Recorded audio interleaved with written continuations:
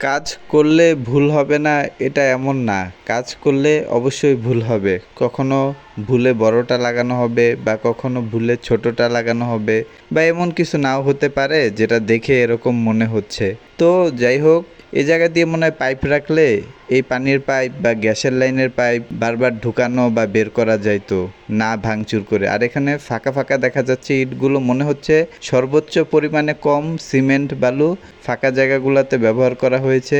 আর এইখানে সিমেন্টগুলো সর্বোচ্চ পরিমাণে বেশি ব্যবহার করা হয়েছে, অথচ এই জায়গায় হয়তো একটা পাইপ দিয়ে রাখলে বড় মাপের, যেখান দিয়ে মানুষ বাড়ি থেকে মার্কেট থেকে তাদের প্রয়োজনীয় পানির লাইন গ্যাসের লাইন ঢুকাতে বের করতে পারতো, তাহলে এই ইটের দেয়ালটা বা স্ল্যাবটা এটার ভাঙার প্রয়োজন পড়তো না। এখন যদি যে অবস্থায় রয়েছে সেই অবস্থায় কাজ সম্পূর্ণ করা হয়, যেভাবে সিমেন্ট দিয়ে ঢেকে রাখা হয়েছে পাইপের গোড়াগুলো, বা বড় পাইপ দিয়ে ফাঁকা রাখা হয় নাই ছোট এই পাইপগুলো ঢুকানোর জন্য, বা পানির লাইন গ্যাসের লাইন ঢুকানোর জন্য কোনো ফাঁকা জায়গা রাখা হয় নাই, তো সে অবস্থায় থাকলে বারবার এই ইটের দেওয়ালগুলো যেগুলো চারপাশ দিয়ে আটকানো হয়েছে বা স্ল্যাব বানানো হয়েছে, এগুলো ভাঙার প্রয়োজন পড়বে যদি আরও ঘনবসতি হয়, যদি আরও পানির লাইন গ্যাসের লাইন এদিক দিয়ে ঢোকানোর প্রয়োজন পড়ে, অথবা কোনো ময়লা পানির লাইন এখানে আরও ঢোকানোর প্রয়োজন পড়ে, তাহলে আমার মনে হয়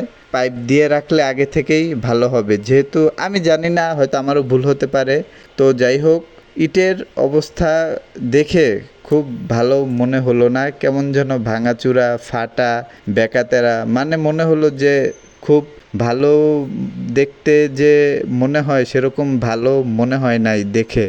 ভারী মালবাহী গাড়ি আসা যাওয়া করলে এখন যে তৈরি করা হচ্ছে ইট বালু সিমেন্ট দিয়ে, এগুলো ভেঙে যাবে।